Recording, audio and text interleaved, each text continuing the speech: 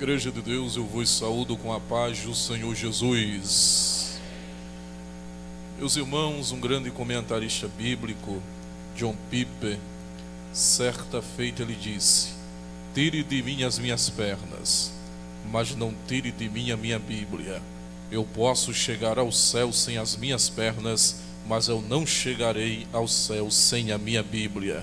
Quantos podem louvar pelo livro de Deus? Levante e dê glória pelo livro de Deus. Queridos, eu quero lhes convidar para o texto sagrado, Evangelho de Jesus Cristo, segundo o relato de Marcos, capítulo de número 5. Evangelho de Jesus Cristo, segundo o relato de Marcos, capítulo de número 5, versículo de número 22. Bendito seja o nome do Senhor. Enquanto você está a localizar a referência bíblica, praze-me nesta oportunidade a externar a Deus a minha gratidão pela honraria que o Senhor nos concede na noite deste dia para fazermos uso da sua infalível, inerrante e deléu palavra. Palavra esta que o apóstolo Paulo disse ao seu filho na fé, Timóteo: fiel e digna de toda a aceitação, que é o Deus Todo-Poderoso, mediante Jesus Cristo nosso Senhor, e seja dada toda a glória e honra e força e poder e domínios e reinos e governos e ações em graças, antes de todas as eras, e agora e para todo sempre. Estendo a minha gratidão a Deus nessa saudação inicial pela vida do pastor da igreja, que de uma maneira especial tem recebido-nos aqui nesta santa tribuna, pastor Luciano de Aquino. Quero louvar a Deus pelo presbitério também desta igreja, que nos recebera também, e também pela vida dos coordenadores de missões, diácono Ademar, Félix, Deus abençoe, e também o diácono amigo em particular, também, que nos trouxe e nos deu a oportunidade também para estarmos aqui, diácono Alex, Deus abençoe abundantemente. Quero louvar a Deus pela vida da minha esposa, minha Branca de Neve, está ali a minha flor, Deus abençoe. Está escrito segundo a minha tradução, capítulo 5, versículo 22 de Marcos: e eis que chegou um dos principais da sinagoga, por nome Jairo, e vendo-o, prostou-se aos seus pés, e rogava-lhe muito, dizendo: minha filha está moribunda, rogo-te que venhas e ponhas as mãos para que sare e viva. Amém, queridos? Podeis tomar os vossos assentos. Muito obrigado. Que Deus aplique a credibilidade da sua palavra em nossos corações. Queridos e amados em Cristo Jesus, o relato escrito por Marcos é uma das grandes belezas literárias textuais que nós temos dentro da composição dos compêndios da Bíblia Sagrada. Por sua vez, William Barclay, no comentário bíblico em espanhol do Novo Testamento, diz que o relato de Marcos foi o primeiro relato a ser escrito da pessoa, da obra de Jesus Cristo nosso Senhor, recebendo o nome de Evangelho, que traz a ideia de publicidade, de anúncio, de jornalismo, de boas novas, de boas notícias, em um ambiente ordeno que o povo vivenciara naqueles dias. No obstante a isso, ele escreve para um público denominado romanos, que tinham uma cultura grega helênica nos seus dias, com as suas filosofias. A proposta de Marcos é apresentar a humanidade de Jesus, o Cristo, aquele que veio para servir, e mostrando o seu serviço, ele veio também mostrar o triunfo do Cristo diante dos maiores inimigos da humanidade até os dias de hoje.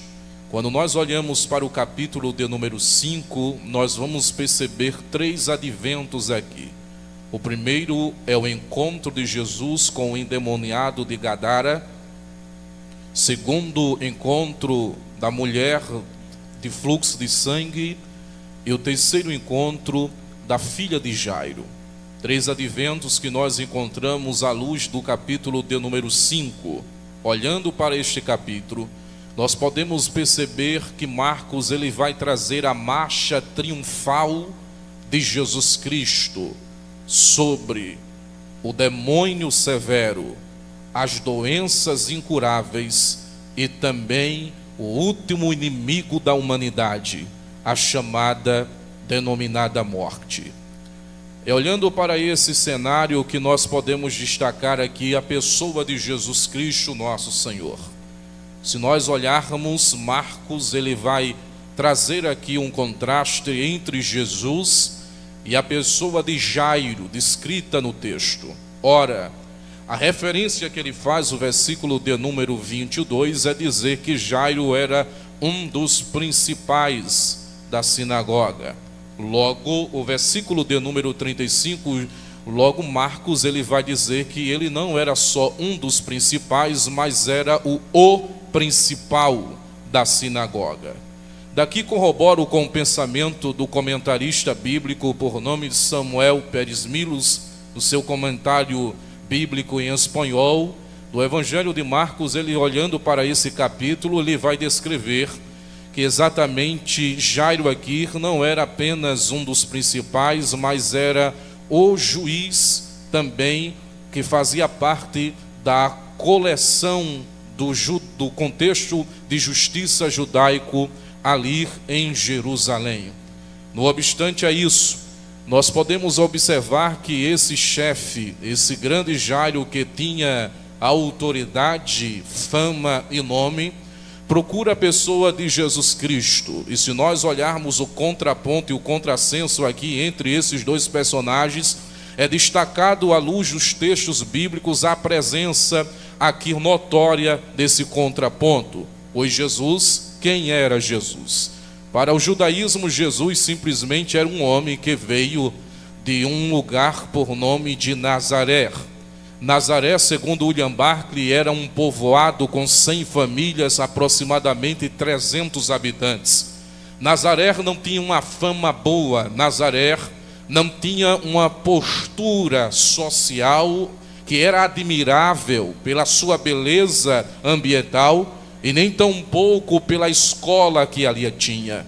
Por sua vez, os comentaristas, destacando Brian Champel, ele vai descrever que de Nazaré saía as piores prostitutas para os piores prostíbulos do mundo antigo. Nazaré não tinha uma fama social. Nazaré não tinha um lugar atrativo para atrair turistas e visitadores, espectadores daquela localidade. Era um povoado hostil, um povoado rústico, que habitava ali 2 tipos de pessoas: os agricultores e também aqueles que trabalhavam na área da pesca, e alguns destes que trabalhavam na área da carpintaria. É neste lugar aqui que Jesus ele cresce. É neste lugar que o texto vai se referenciar que ele é de Nazaré. Lucas capítulo de número 4 vai nos descrever que exatamente Jesus ia para a sinagoga ali em Nazaré. E quando ele chega em Nazaré, naquela sinagoga, um dos principais ali reunidos que estava com o povo oferece a Jesus a ler um rolo de um profeta. Haja vista considerando que, após o cativeiro babilônico, todos os rolos que eram lidos no dia de sábado, ele fazia referência, continha profecias e textos que apontava a vinda de Jesus Cristo, o nosso Senhor. pois Jesus seria a esperança para o seu povo, como o Messias enviado, aquele que sairia do rebento de Jessé, da árvore genealógica de Davi, do trono de Davi.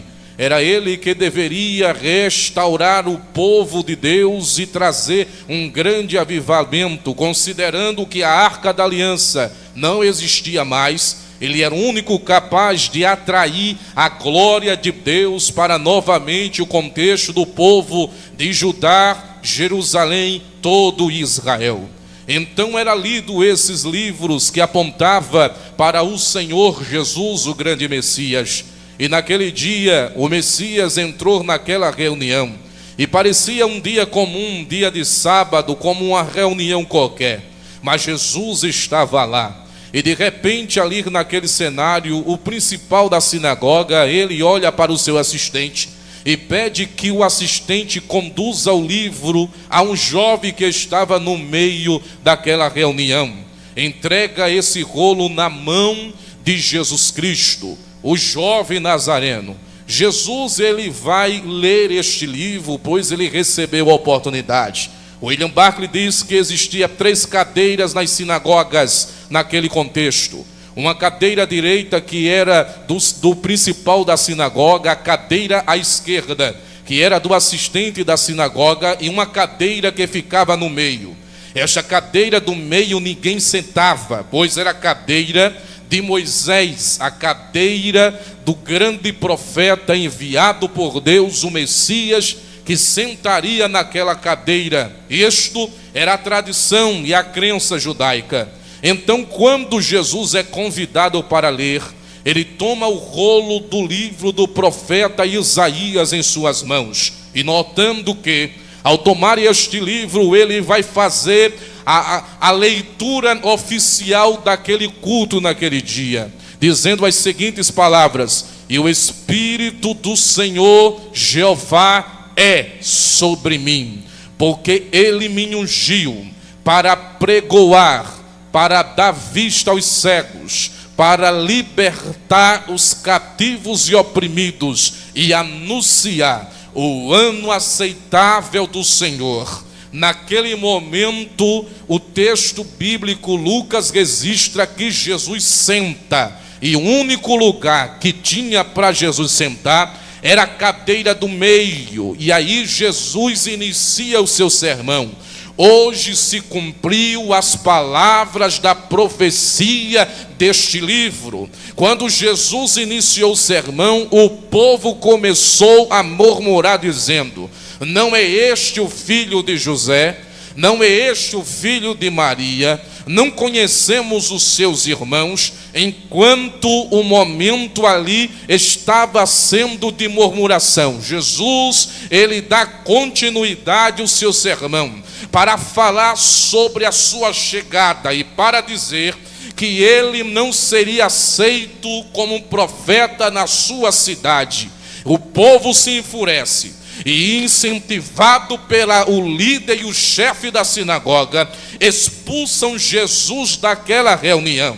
Irmãos, 2 coisas podem acontecer quando Jesus chega em uma reunião: ou recebe a mensagem dele, produzida arrependimento, atitude e quebrantamento espiritual, ou simplesmente expulsa Jesus da nossa vida. É 2 coisas que podem acontecer. Então eles apelaram para a segunda. Jesus foi expulso daquela reunião. Conduz Jesus para um alto monte para apedrejá-lo e jogá-lo de alto a baixo para tentar matá-lo. Mas o texto vai dizer que Jesus conseguiu sair da multidão. E versículo 31 de capítulo 4 de Lucas vai registrar que ele sai de Nazaré e vai passar a morar em Cafarnaum. Agora preste atenção aqui: o que não aconteceu em Nazaré passa a acontecer em Cafarnaum. Dá uma olhadinha para esse crente que está do seu lado, se não for pedir muito, com muita educação, e diga aí para ele: se Nazaré não te quiser, se Nazaré te rejeitar, se Nazaré pegar em pedras, se Nazaré tentar te matar, Cafarnaum vai te abraçar. A Bíblia vai dizer que quando Jesus chegou em Cafarnaum, capítulo de número 5 e 6 de Lucas, aí o Senhor começou a fazer milagre. Os cegos viam, os paralíticos andavam, os mudos falavam, os mortos eram ressuscitados, os leprosos eram limpos, e o povo começou a dar testemunho dizendo: nunca ouvimos tal coisa em Israel. Um profeta se levantou no meio de nós. Aleluia! O povo estava admirado com aquela grande revelação nos seus dias. Nazaré não quis, mas Jesus estava operando milagres e maravilhas para aqueles que o assim recebiam em suas vidas. É nisto que nós podemos perceber que a fama de Jesus percorreu Marcos, capítulo de número 6, de Cafarnaum.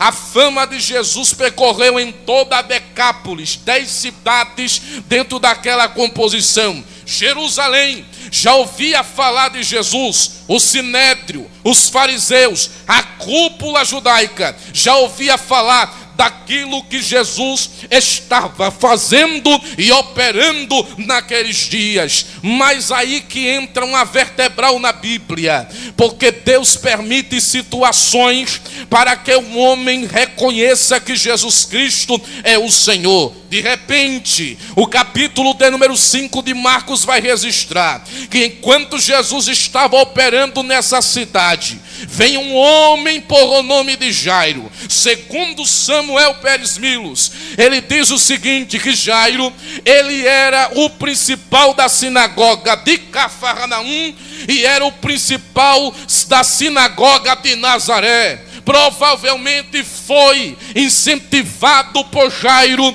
que Jesus foi expulso daquela reunião. Aleluia! E de repente Deus permite uma situação para que Jairo pudesse procurar Jesus. E aonde que Deus toca em Jairo? Toca na menina dos seus olhos. Oh, que dói demais. Simplesmente ali, quando Jairo percebe que a sua fama, o seu nome, o seu conhecimento, a sua cultura, a sua grife, a sua posição, aleluia, o seu título não poderia salvar a menina que tinha 12 anos, então ele vai procurar o homem que ele expulsou daquele culto, o homem que ele incentivou colocar para fora daquela sinagoga. E quando Jairo vai procurar Jesus, o grande Jairo, o doutor Jairo, quando vai procurar Jesus, o texto bíblico vai dizer, versículo de número 22, e quando chegou um dos principais, por nome de Jairo, prostou-se aos pés de Jesus. Aleluia! Porque não existe grande nesta nação que não se proste diante do Senhor desta igreja. Ele pode estar pintado de político, de magistrado, pode estar vestido com roupas de STF, mas chegará um dia que disse o apóstolo Paulo, toda língua vai ter que confessar e todos os joelhos vai ter que se dobrar diante do Jesus desta igreja. Quantos podem levantar a mão para adorar este Senhor da igreja? Ele é maior. Aleluia. Jairo se prostra, versículo de número 23, e rogava assistência. A expressão rogava-lhe muito aqui, o texto analítico dará a entender que ele simplesmente rogou não uma só vez, mas mais de uma vez. Pediu a Jesus a primeira vez, Jesus não atendeu. Segunda vez, Jesus não atendeu. Terceira vez, Jesus não atendeu. Aí Marcos vai registrar: e ele lhe rogava-lhe muito. Aleluia. Porque os grandes de uma nação têm que saber que maior do que eles é aquele que governa os céus e a terra. Jairo deveria saber que aquele homem de Nazaré, aquele Jesus simples, aquele que entrava no barco de Pedro, aquele que multiplicava pães e peixes, aquele que dava vista aos cegos, aquele que sentava com publicanos, aquele que era ungido com seus pés e adorado por uma pecadora, aquele Jesus que estava entre eles, vestido de carne, vestido de pele, vestido de ossos, ele não era um homem comum, ele era o Deus Todo-Poderoso.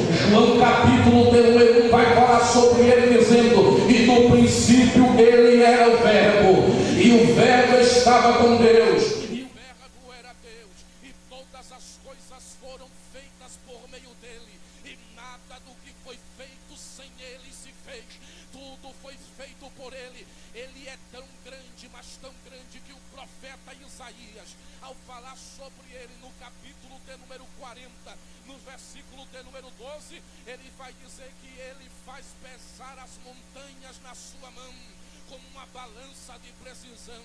Ele simplesmente estará sentado na cúpula da terra e tem os homens do tamanho de um gafanhoto.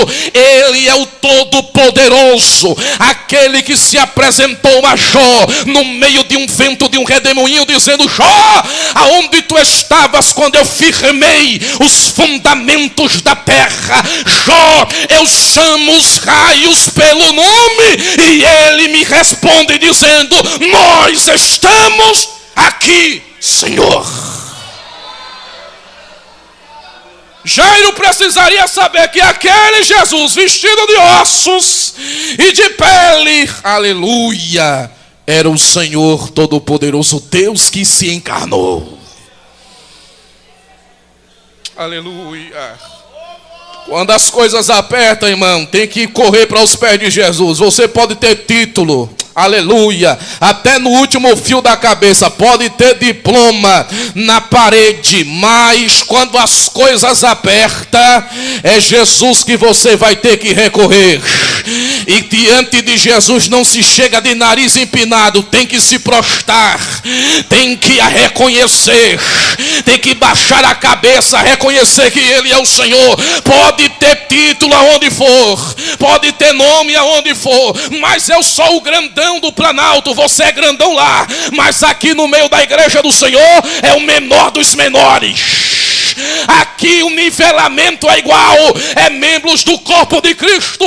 O cabeça é um, se chama Jesus Cristo de Nazaré. Aleluia. Rogava-lhe muito, glória a Deus. E Jesus, irmãos, parou para ouvir um homem e disse para ele: eu vou ter contigo. E vai em direção à casa dele. Porque se fosse muitos de nós, nos nossos dias, irmãos, aleluia, mas este não pode ser. Depois que me expulsou daquele dia, vem me procurar agora. Mas Jesus não, irmãos. Jesus é Senhor dos senhores, é o Deus misericordioso. Aleluia. É o amor tal que nenhuma filosofia pode descrever. É o amor que está na pessoa de Jesus Cristo, nosso Senhor, que Deus derramou na cruz do Calvário. Jesus vai ter com eles. Mas nesse momento aqui, Marcos vai apresentar que uma certa mulher, ela ouve falar da obra, das ações que Cristo fazia. Versículo de número 27, do capítulo 5 vai dizer: e ouvindo ela falar de Jesus, se ela ouviu, é porque alguém foi pregar para ela.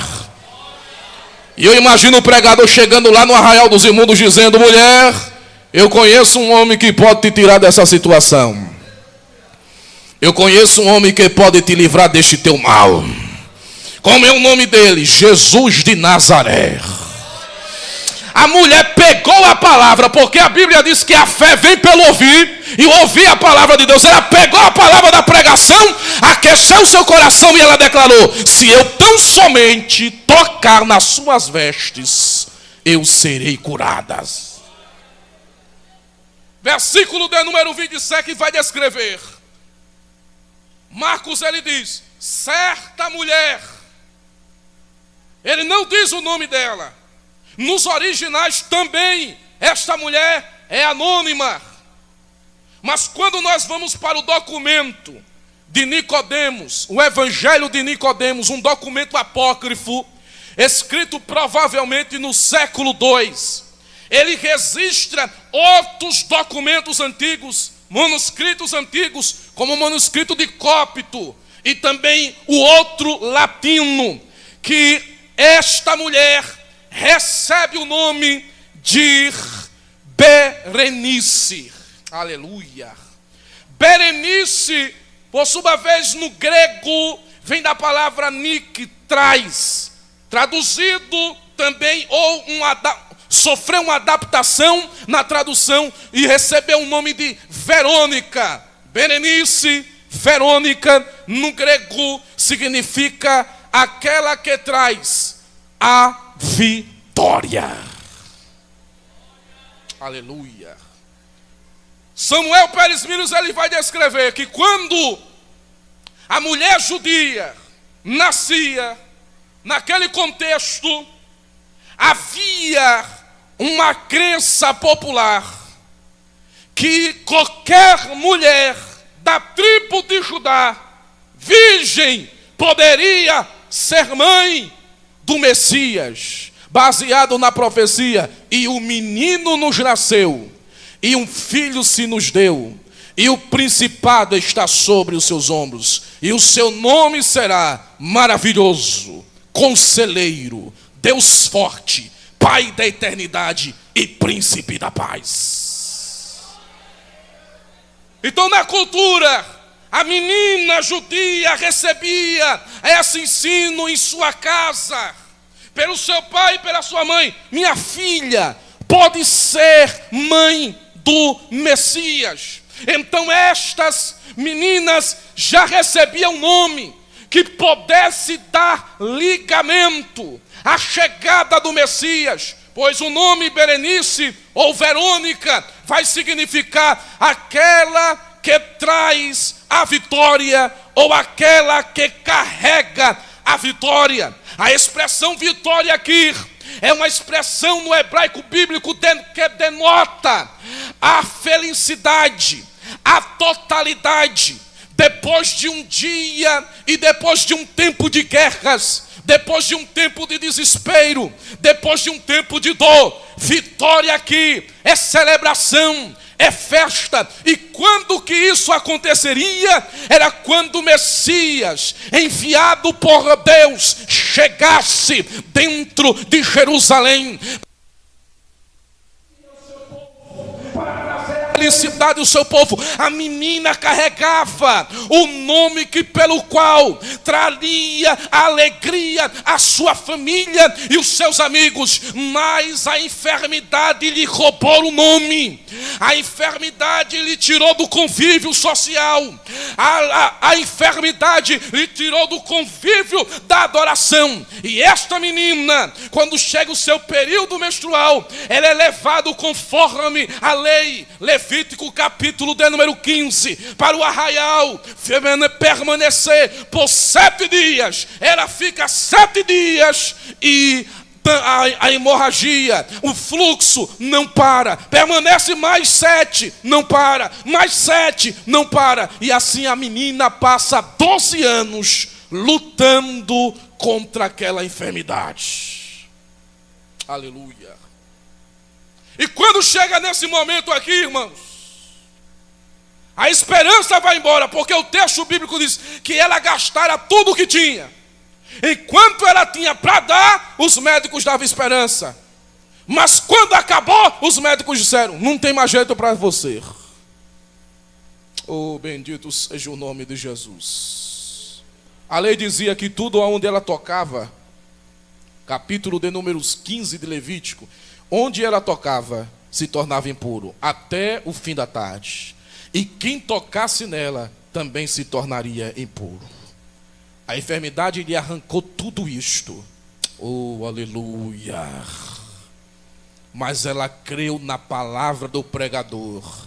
Se eu tocar, eu serei curada. Ela entra no meio da multidão e ela decide tocar na orla, na veste, glória a Deus, de Jesus Cristo nosso Senhor.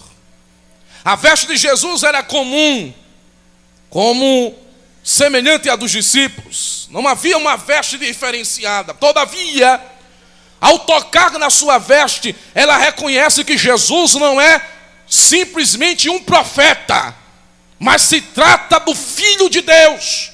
Corroborando com esse pensamento, Matthew Henry, ele vai descrever que exatamente essa mulher, ela recebeu através da fé a revelação que aquele era o Messias, o enviado por Deus, o Filho do Deus vivo. Se eu tocar nas suas vestes, eu serei curada. Se nós olharmos e traçarmos as vestes sacerdotais, o sacerdote, ele utilizava as vestes e na orla das vestiduras das suas vestes eram colocadas romãs e sinos, onde poderia ser tocadas ao movimento do sumo sacerdote quando entrava no templo para entregar o sacrifício.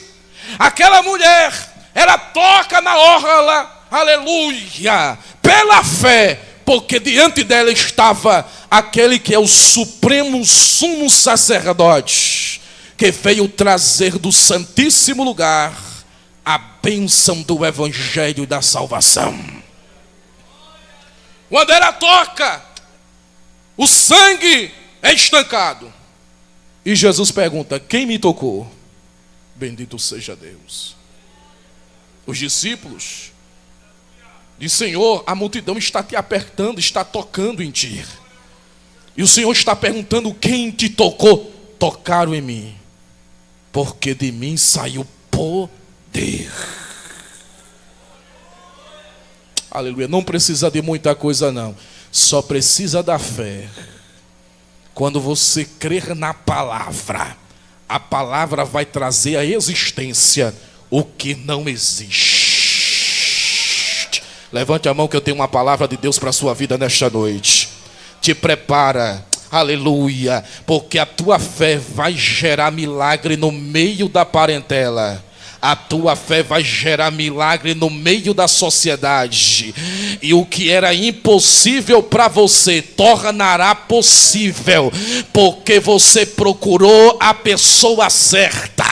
A pessoa certa é Jesus Cristo de Nazaré. É reconhecer que Ele é o Senhor. É quando os teus recursos vão embora, a única pessoa que você pode procurar é Jesus Cristo.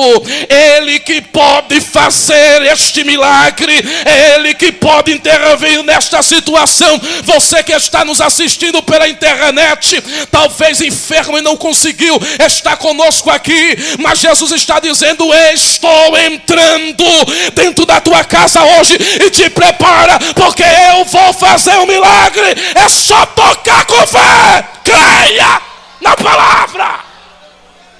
Aleluia. A mulher tocou, bendito seja Deus. E quando ela tocou, Jesus parou para ouvir aquela mulher. Olha que interessante. Jairo estava preocupado com a filha que estava prestes a morrer em casa, e Jesus ainda para dialogar, para conversar com uma mulher que a Bíblia não menciona o nome. Ô irmão, Jesus é lindo demais. Quando a gente pensa que é o último da fila, e Jesus diz: vira a fila o contrário. Jairo, aprenda um princípio, Jairo. Aleluia. No meu reino, eu atendo quem eu quiser atender. No reino de Deus, aleluia, o nada passa a ser, o tudo se torna nada, porque quem faz é o Senhor. Deus não trabalha na lógica humana. Ele parou para ouvir aquela mulher. Segunda lição: Jairo, aprenda uma coisa: quem está comigo, ainda que morra, vai passar a viver, porque eu tenho controle de todas as coisas. Jesus dialoga com aquela mulher, mostrando que ele tem um controle de todas as coisas. A marcha de Jesus é triunfal. Ela venceu o endemoniado demônio que estava na vida daquele homem em Gadara. Está vencendo a enfermidade impossível daquela mulher. E a marcha triunfal de Jesus está se dirigindo para a última situação, para enfrentar o último inimigo da humanidade, a morte. Mas Jesus está caminhando. De repente, chega um mensageiro e diz: já morreu, não perturba mais o mestre. Ele se desespera, mas Jesus disse: não temas. Oh, aleluia. Oh, aleluia. Não temas. Está tudo no controle.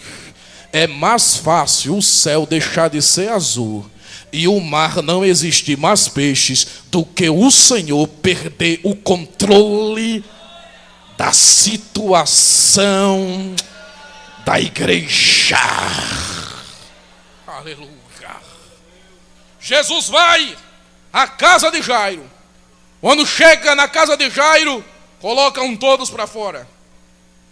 Convida a mãe e o pai. Chama Pedro. Pedro, vem cá. Perceba que Marcos faz registro das pessoas que Jesus convida a entrar na casa. Pedro, vem cá. Pedro no grego é Petros. Petros no grego, aleluia, fragmento de uma rocha, pedaço de uma rocha, rocha pequena, pedra pequena. Ô Jairo, tu pode ter nome, pode ser grande, pode ter fama, pode ser bonito, pode ser reconhecido, pode ter dinheiro, pode ter posição, pode ser reverenciado, pode ser aplaudido por os homens, mas deixa eu te dizer, diante de mim, você é uma pedra pequena. Vem cá, Tiago. Tiago chega. No hebraico, Yaakov significa aquele que vem atrás do calcanhar. Ou seja, ô Jairo, tu lembra o que aconteceu? Você veio na minha frente, alcançou a minha bondade, mas a mulher veio por trás, tocou nas vestes e foi curada. Isso ela alcançou misericórdia. O salmista Davi disse: na frente do Senhor anda a sua bondade, mas atrás acompanha a sua misericórdia. E misericórdia, irmãos, é uma ação, um atributo de Deus ativo, que se comunica a um homem quando ele está em perigo. Quando aquela mulher estava desesperançada e não tinha mais jeito, a misericórdia de Deus alcançou. Mas a bondade de Deus entraria na casa de Jairo. João, sim, Senhor, vem, entra conosco. No hebraico bíblico, Yohanan, que significa graciado, graça de Deus. Jairo, tu não merece não, mas foi a minha graça. A minha graça, porque a minha graça te basta. Você não merecia, mas a minha graça entrou dentro da tua casa para fazer milagre. Quando eles entram, Jesus se dirige à menina. E quando se dirige à menina, Jesus dá uma palavra de ordem à menina que estava lá. E o texto bíblico vai dizer que ela tinha quantos anos, meus irmãos? Quantos anos, meus irmãos? 12 anos. Ele chega no aramaico, trazendo a expressão Talita cumi. Menina, minha filha, levanta-te. Aleluia. Segundo o doutor Brian Champel, ele vai descrever que a cultura da época, era costume da época, quando o médico iria dar remédio ao enfermo, ele dizia: tome e levanta-se. Aleluia. Pois esse é o meu desejo, que você se levante desse mal. Mas quando Jesus chega aqui, não é uma enfermidade, era um defunto. E Jesus, ele diz: levanta-te dentre os mortos. É uma palavra de ordem, é um imperativo. Jesus deliberou a ordem, e a menina, o texto diz que ela se levantou e começou a andar. Quantos anos tinha a menina? Quantos anos a mulher de fluxo de sangue sofria? 12 anos. São duas gerações.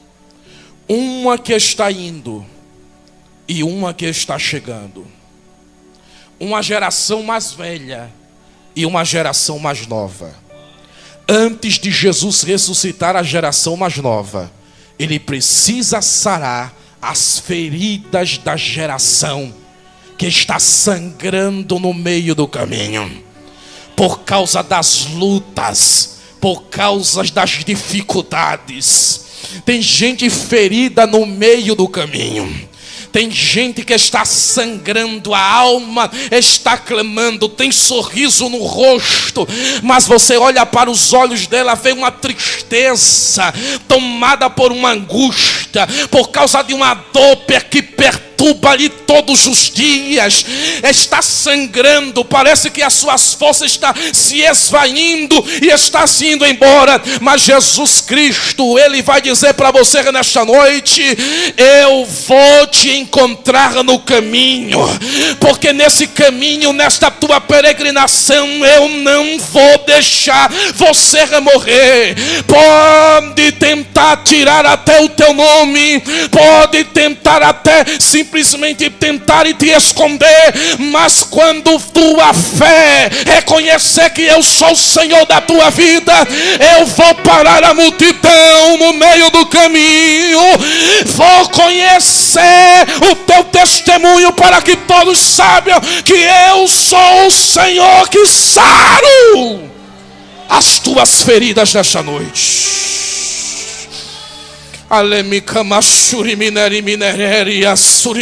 Tem gente chorando aqui. É o bálsamo de Deus descendo para a tua vida nesta noite.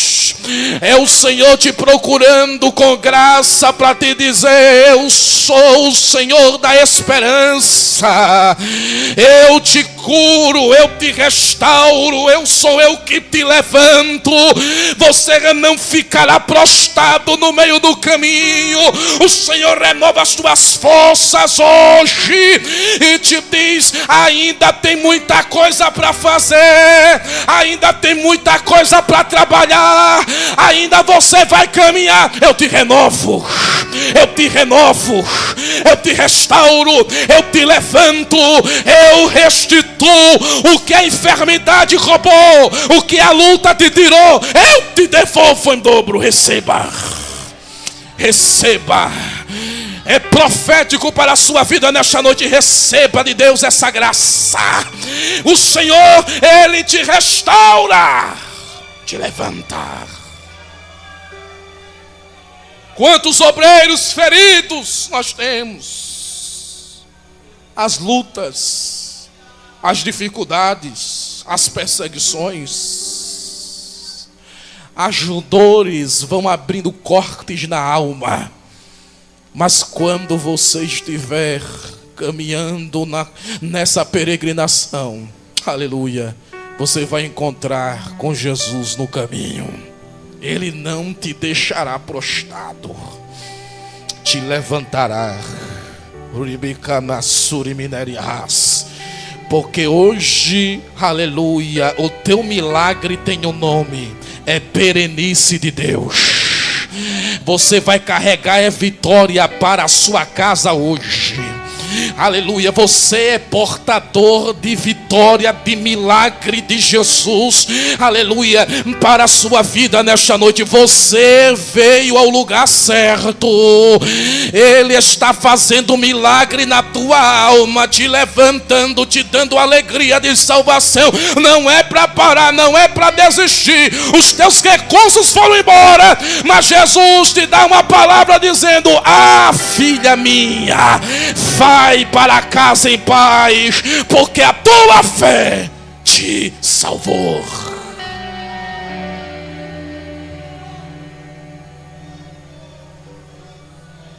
Jesus sara essa primeira geração, mas Jesus precisa ressuscitar a última geração. Uma geração de jovens que, envolvida pelo mundo atual, pelo marxismo, envolvida pelas coisas deste mundo, estão mortos por dentro. Uma geração que morreu dentro de casa. Uma geração que pereceu dentro de casa. Mas Jesus está dizendo que Ele vai entrar nos aposentos da intimidade nesta noite. No mais profundo do ser, visita a alma de alguém para dizer: este lugar não é lugar para sepultura. Eu vou ressuscitar. O Senhor está dando uma palavra de ordem. Chegou a hora, minha filha, de se levantar e andar, de fazer a obra de se movimentar. Chegou a hora de bater a poeira, pegar as ferramentas do trabalho, porque ainda tem muita coisa para fazer. Aleluia, Jesus Cristo está curando uma geração ferida, ressuscitando uma geração nova, para dizer: avivamento não é somente para essa mocidade, não. Avivamento é para a igreja, é velhos, é crianças, é adultos, é jovens, é mulheres, é servos e é crianças. O próprio texto bíblico vai dizer que há de ser que nos últimos dias derramarei do meu espírito sobre toda a carne. Nós estamos esperando um avivamento poderoso para a nossa igreja. Aleluia, um avivamento que possa nos levantar, nos colocar de pé, nos fazer andar cheio de poder, cheio de autoridade, testemunhando os milagres que Jesus Cristo fez. É tempo de proclamar os prodígios de Jesus, porque Ele é o Senhor que pode mudar a situação desta nação. Fique de pé comigo, por gentileza. Oh, bendito seja Jesus Cristo. Aleluia. Ai, kamane cara shuribi kamurumunegamas. Ressurreição causa espanto, pavor. Versículo de número 42. E assombraram-se com grande espanto. A palavra espanto aqui no grego, ela tem um sentido de aquele que ficou amarelo, perdeu a cor. O que aconteceu deixou muita gente amarelo, ficou pasmo, se espantou. Tamanho milagre que Jesus fez. Ressurreição. Aquele que é capaz de, dentre os mortos, gerar uma palavra e o morto ressuscitar. Porque Jesus Cristo, o apóstolo Paulo disse que Jesus Cristo, em Efésios capítulo 2, Ele abriu as sepulturas eternas, aleluia, da nossa alma e nos fez saltar da morte para a vida. Aleluia. Temos alguém entre nós ainda nesta noite que não é evangélico? Faça o sinal para a gente te conhecer, assim com as mãos. Pessoas não evangélicas na galeria, na nave da igreja, só para a gente te conhecer. A fachada dos caminhos do Senhor, temos alguém?